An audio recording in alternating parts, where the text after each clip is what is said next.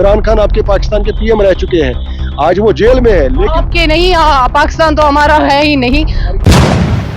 कह सकते हैं कि आपकी ये ख्वाहिश है कि जो जमात इस्लामी पे बैन लगाई गई है वो हटाया जाए। फौरन फौरन मुझे ऐसा लगा कि आपका दिल जो है उन्हीं की ओर है। आप चाहते हैं कि अगर उन पे कदम उठाया जाएगा तो आप चाहते हैं कि वो मैदान में तो कश्मीरी उन्हीं के साथ जाएंगे, जो अभी तक जितनी भी यहाँ पे पार्टियां हैं उनको छोड़कर जमात इस्लामी के साथ जाएंगे। तो आपका अगर हम पर्सनली परसेप्शन सुनेंगे तो क्या अगर ऐसा हुआ आप भी अपनी पार्टी छोड़ के चले जाएंगे? जहाँ रेजिडेंस इनकी है, इनको तो पता नहीं ना, ग्राउंड पे जब गर्मी 35 डिग्री होती है और एक गरीब का बच्चा घर जाता फैन के नीचे बैठता है, लेकिन वहाँ उसको पीडीडी डिपार्टमेंट ने पहले ही पावर काट दिया। फ्यूचर अगर आपको जमात इस्लामी ऑफर करती है, चूंकि आपका बैकग्राउंड जो है वो रह चुका है as a separatist leader, Hurriyat के साथ आपकी वाबस्तगी थी, अगर वो आपको ऑफर करते हैं, अगर उनसे बैन हटाई जाती है, तो क्या जफर साहब रुख करेंगे अपनी पार्टी को छोड़ के जमात इस्लामी को? देखिए, ये जो मकबरों में है और वो भी टीनेजर्स, इसकी क्या वजह है? बिस्मिल्लाहिर्रहमानिर्रहीम, अस्सलाम वालेकुम नाज़रीन, आप देख रहे हैं कशरदास्तान न्यूज़ नेटवर्क। नाज़रीन मोहतरम, इस वक्त एक मुलाकात करने आए हैं हम आज जफर हबीब डार से, जिनको कोई नहीं जानता है, जो कि एक्स हुर्रियत लीडर रह चुके हैं। उन्होंने अपनी पार्टी ज्वाइन की है। बहुत सारे ऐसे सवालात हैं जो आज एक एक्स हुर्रियत लीडर से हम पूछते हैं, या यूँ कहे एक अपनी पार्टी के अभी उनको कोई ओहदा भी नहीं दिया गया है, लेकिन अपनी पार्टी के साथ मुंसलिक हो गए हैं। बहुत बहुत शुक्रिया जफर साहब आज आपका कीमती वक्त देने के लिए। सबसे पहले सवाल यही रहेगा, यहाँ अगर जम्मू कश्मीर की बात करें, यहाँ पे बहुत सारी पार्टियां हैं। अगर बात करें कांग्रेस की, नेशनल कॉन्फ्रेंस की, या भारतीय जनता पार्टी की, या करें पीसी की, बहुत सारी पार्टियां हैं। आपने अपनी पार्टी ही ज्वाइन क्यों की? बिस्मिल्लाहिर्रहमानिर्रहीम। शुक्रिया आसफा जी, मैं आपका मशकूर हूँ, आपने तशरीफ़ लाया। देखिए, आपका सवाल जो है इसका जवाब थोड़ा सा तवील हो जाएगा। कश्मीर एक वो जगह है पूरे हिंदुस्तान में, यहाँ की जो सियासत है वो बिल्कुल डिफरेंट है। भारत की बाकी रियासतों में भी सियासत होती है, बाकी रियासतों में भी चुनाव होते हैं, बाकी रियासतों में भी लोग इलेक्शंस करते हैं, लेकिन जो कश्मीर है ये एक ऐसा इलाका है, ये एक ऐसा खिता है, यहाँ पे सियासत का मतलब ही कुछ और है। मैं आपको बता देना चाहूँगा कि जो यहाँ पे पार्टियों ने, जिन्होंने यहाँ पे गवर्नमेंट की है, जिन्होंने यहाँ पे गवर्नमेंट में हिस्सा लिया है, जो यहाँ पे रूलिंग पार्टियां रही हैं, चाहे नेशनल कॉन्फ्रेंस रही है, चाहे पीडीपी रही है, या कांग्रेस रही है, पिछले 70 साल से अगर हम पूछे तो गवर्नमेंट भी रही, लेकिन कश्मीर डिस्टर्ब भी रहा। कश्मीर में कभी अमन नहीं रहा, कश्मीर में पुरअमन हालात नहीं रहे, कश्मीर का यूथ कभी सेटिस्फाई नहीं रहा। तो इन पार्टियों को मौका दिया गया है, इनको मौका दिया है, इलेक्शन में इन्होंने वोट लिए हैं, लोगों ने इनको मैंडेट दिया है, लोगों ने इनको पार्लियामेंट में भेजा है, लोगों ने इनको असेंबली में भेजा है, लेकिन क्या वजह है कि लोगों को राहत नहीं मिली? क्या वजह है यहाँ पे गन कल्चर पैदा हुआ? क्या वजह है कि यहाँ के यूथ आज भी नाराज है हुकूमत हिंद से? क्या वजह है यहाँ पर आज से 3 से 4 हजार लोग तक जेलों में है? क्या वजह है यहाँ पे 2-2.5 हजार लोग जो मकबरों में है, और वो भी टीनेजर्स? इसकी क्या वजह है? आपका इशारा है कुछ पार्टीज की और कि आपने क्यों नहीं उनमें ज्वाइन किया, उनमें आप नाम ले सकते हैं? नहीं, मैं तो साफ तौर, देखो मेरी एक बात जो है, मैं बात कहता हूँ डंके की चोट। मैंने नेशनल कॉन्फ्रेंस में ज्वाइन नहीं किया इसलिए क्योंकि आप अगर उनकी तारीख देखेंगे तो एक सियातरीन बाब है, कोई खैर खाई का मसला नहीं है। ये नहीं है कि उन्होंने वो बोलेंगे हमने सिक्किम्स बनाया, हमने यूनिवर्सिटी बनाई, हमने ये दरगाह हजरत बल बनाया, ये चीजें नहीं होती है। देखो, एक एमएलए के पास जब आप जाते हैं, वो कहता है मैंने रोड बनाया, मैंने फलानी जगह पे ड्रेन बनाई, मैंने फलानी जगह पे स्कूल बनाया। मुझे आप बता दो कोई एमएलए है जिसने घर से पैसा लाया और बनाया? ये गवर्नमेंट का फंड होता है, ये लोगों के टैक्स का पैसा होता है, फिर ये लोगों के लिए इस्तेमाल होता है। और इसमें एक एमएलए, एक पीएम, जो भी गवर्नमेंट में होता है, सीएम होता है, वो लोगों के पास जाता है, कहता है मैं आपके लिए ये सारे काम करूंगा। तो पहले इसकी नीयत ठीक नहीं है। अगर इसको काम करना है, ये लोगों के काम करता है, अच्छे काम करेगा। लोग यहाँ पे बेरोजगार है, यहाँ पे स्कूल आज भी, यहाँ पे इतने सारे बच्चे जो स्कूल नहीं जा सकते हैं। आज भी आप देखो जो डेलीवेजर्स है वो परमिट नहीं हो रहे हैं। आज आप देखो जो हमारी आशा वर्कर्स बहनें जो बहुत ज्यादा काम करती है, उनको भी आज ईद से पहले एहतिजाज करना पड़ता है अपनी सैलरी पे। यहाँ पे आप देखो गुर्बत किस कंगार पे लोग गुर्बत के किस स्टेज पे पहुंचे हैं। यहाँ पे आप देखो मेजॉरिटी ऑफ पीपल्स जो है वो बेचारे गरीब लोग हैं। अगर जमात इस्लामी की बात करें, उनका भी ये है कि अगर हम पे बैन उठाया जाएगा तो डेफिनेटली हम भी आ जाएंगे असेंबली इलेक्शंस में। तो इन फ्यूचर अगर आपको जमात इस्लामी ऑफर करती है, चूंकि आपका बैकग्राउंड जो है वो रह चुका है as a separatist leader, Hurriyat के साथ आपकी वाबस्तगी थी, अगर वो आपको ऑफर करते हैं, अगर उनसे बैन हटाई जाती है, तो क्या जफर साहब रुख करेंगे अपनी पार्टी को छोड़ के जमात इस्लामी को? देखिए, ये बात जो आपने सवाल पूछा, इसका जवाब देने से पहले मैं आपको एक बात बताऊंगा। मैं आज गया था डॉक्टर हमीद फयाज साहब जो अमीरी जमात प्रेजेंट है, क्योंकि जब उनका इंतखाब हुआ, अमीरी जमात इस्लामी में एक शोराई निज़ाम होता है। शोराई निज़ाम ने जब उनको अमीरी जमात चुना और उसके बाद ही वो अरेस्ट हुए, और तब से कोई शोरा नहीं हुआ, तब से कोई नया अमीरी जमात नहीं बना। मैं उनके पास गया था उनसे मिलने, मैंने सुना उनको रिलीज किया गया, लेकिन मुझे वहां पे इतना बड़ा अफसोस हो गया। मेरा दिल, आपको ये हुआ होगा कि उनको पेरोल पे छोड़ा गया है सिर्फ और सिर्फ 5 दिन के लिए, चूंकि उनके घर में शादी थी। उसके बेटे की शादी है, मैंने वहां पे सुना कि उसके बेटे की शादी है। और मैं तो ये, जब इलेक्शन हुए, जब उन्होंने कहा हम इलेक्शन में हिस्सा लेंगे, जब उन्होंने कहा, उनके पैनल के जो हेड है गुलाम कादिर लोन साहब पुलवामा से, उन्होंने कहा हम इलेक्शन में हिस्सा लेंगे, तो ये एक बड़ा टर्निंग पॉइंट है कश्मीर के लिए। आप देखिए असफा जी, आप देखिए कि जो जमात इस्लामी है उसका बैकग्राउंड क्या है, उसका इम्पैक्ट कितना कश्मीर पे है। अगर वो लोग आते हैं इलेक्शन में, मुझे लग रहा है शायद दिल्ली अभी उतनी सिंसियर नहीं है जमात इस्लामिया के हवाले से। अदरवाइज उन्होंने कहा हम वोट डालेंगे, हम जमहूरियत में हिस्सा लेंगे, उनको फटाफट उनको रिलीज करना चाहिए था, उन पे बैन हटानी चाहिए थी।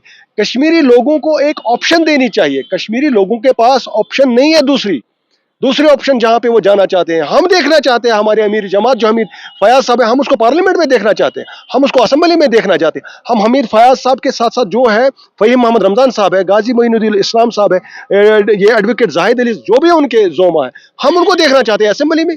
हमारे लोग देखना चाहते हैं, बागैरत लोग, मुसल मोमिन लोग, नमाज पढ़ने वाले लोग, अमानतदार लोग, हम उनको देखना चाहते हैं, वो हमारी नुमाइंदगी करें। यहाँ हम कह सकते हैं कि जफर साहब ने अपनी पार्टी को इस्तेमाल, उनका एक इस्तेमाल ही कह सकते हैं हम, जफर साहब ने एक सीढ़ी का इस्तेमाल किया है अपनी पार्टी को कभी भी छोड़ सकते हैं। अगर जमात इस्लामी पे बैन हट गई तो आप वहां जा सकते हैं। नहीं, ऐसा आप मत कहिए। अल्ताफ साहब अपनी पार्टी के जो हेड है, या गुलाम हसन मीर साहब जो उनके वाइस प्रेसिडेंट है, बहुत अच्छे लोग हैं। मैं उनको दिल से मोहब्बत उनके साथ है मेरी, और मैं उनकी पार्टी में, उन्होंने मुझे वेलकम किया, मैं उनकी रेस्पेक्ट करता हूं। मैं अपनी पार्टी में अभी भी अपनी पार्टी में मैं हूं, और इंशाल्लाह मैं रहूंगा भी। लेकिन अगर मैं आप इसलिए गए क्योंकि अल्ताफ साहब अच्छे हैं इसलिए, या उनका मंशूर देख के आप अपनी पार्टी में गए थे? देखो, मैं तो अल्ताफ साहब को देख के गया था। मंशूर के बारे में मैं ये कहूंगा क्योंकि उनका जो नारा था वो सच की सियासत, और वो जो बात बोलते थे डंके की चोट बोलते थे। चाहे जुलूसों में बोला उन्होंने, जलसों में उन्होंने बोला, उन्होंने सच बोला। हालांकि अगर उनके कैंडिडेट्स अगर बुरी तरह हार गए, लेकिन मैं ये समझूंगा कि अल्ताफ साहब ने हर एक स्टेज पे सच बोला, जो कि शायद सियासत में सच लोग नहीं समझते हैं। अदरवाइज अल्ताफ साहब ने सच बोला। और जब मैं अपनी पार्टी, जब मैंने इंतखाब किया अपनी पार्टी का, तब मैंने बाकी पार्टियों का बैकग्राउंड देख के इंतखाब किया अपनी पार्टी का, क्योंकि फ्यूचर में अगर अपनी पार्टी मेहनत करेगी, उसके लीडर्स मेहनत करेगी, बहुत अच्छा काम कर सकती है। ये नहीं है कि उन्होंने ये वाला इलेक्शन हारा तो बस बात खत्म हो गई। आपको मैं एक एग्जांपल दूंगा। इमरान खान आपके पाकिस्तान के पीएम रह चुके हैं, आज वो जेल में है, लेकिन आपके नहीं, पाकिस्तान तो हमारा है ही नहीं। Sorry, I am telling you कि पाकिस्तान के पीएम रह चुके हैं इमरान खान, वो एक क्रिकेटर थे।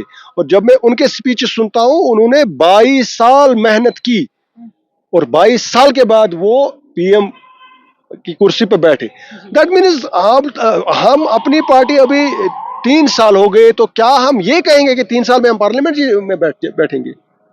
इसके लिए मेहनत है, लोगों तक जाना है, लोगों की उमंगे जो है, लोगों के मसाइल जो है। आज देखो मसला लोगों का, आप बिजली की हालत देखो, आप देखो लोगों को मीटर लगे हैं, लेकिन उनको हर एक बिल के साथ उनको एक पेनल्टी नोट आता है, जिसको पीडीडी डिपार्टमेंट एडजस्टमेंट के नाम से जस्टिफाई करती है।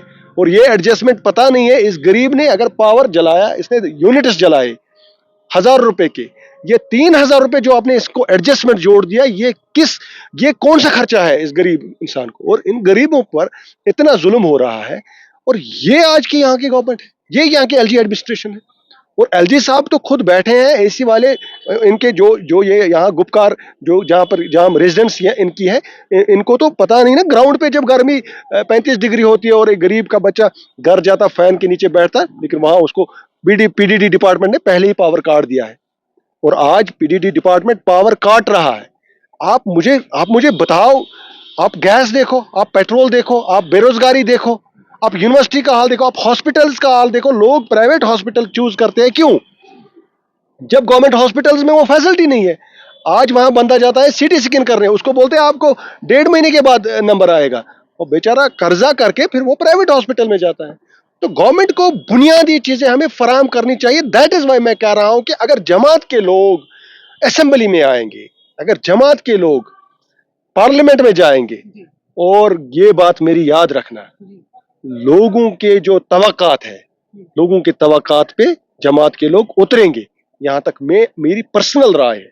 اور ایک بات مجھے لگ رہا ہے, جب میں نے سنا تھا کہ جماعت کے لوگوں کو چھوڑا جا رہا ہے, جماعت نے الیکشن میں حصہ لیا, اب ان پہ بین ہٹ جائے گی, کیونکہ سب سے بڑی بات تھی, ٹھیک آپ نے بین لگائی تھی ان پر, یہ مسئلہ کشمیر کے حوالے سے ان کا جو سٹیپ تھا, وہ یہ کہتے تھے انڈیپینڈنٹ کشمیر, یا یہ کہتے تھے انضمام پاکستان. لیکن ایسا کچھ نہیں ہے. ان کا دستور جو ہے وہ بالکل جہاں جو آرگنائزیشنز یہاں ہوتی ہے, فلاحی آرگنائزیشن, اسی طرح جماعت اسلامیہ کا بھی ہے.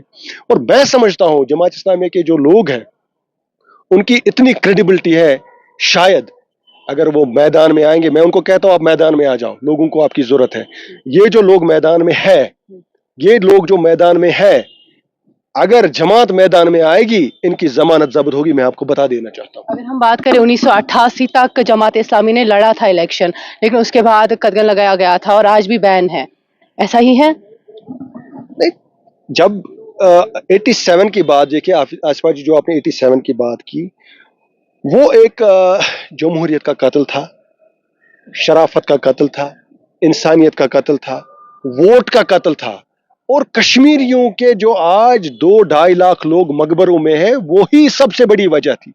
اگر یہ لوگ اسمبلی میں چلے جاتے, یہ تو بارڈر نہیں چینج کر سکتے تھے, یہ کون سا بارڈر چینج کرتے, لیکن اسمبلی میں ہمیں گڈ گورننس ملتی. یہاں پہ جو سب سے بڑا جو یہاں پہ نقصان ہوا ہے, گورننس کی وجہ سے ہوا ہے. یہاں پہ انصاف نہیں ہوا ہے.